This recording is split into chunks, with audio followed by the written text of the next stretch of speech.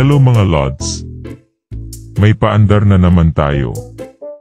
Botete talaga ako mga lods. Pinaglihi talaga ako ng magulang ko ng bisokol na ang tiyan ko ay. Botete mga lods, titigan nyo mukha ko mga lods. Diba ang ilong ko parang kinagat ng liguan mga lods na mamaga. Bigoti ko mga lods nagmumukhang kambing.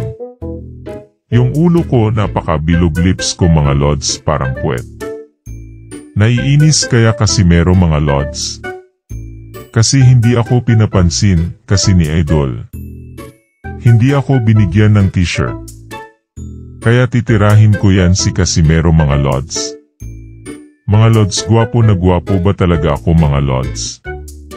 Sino mas gwapo namin ni Casimero mga lods?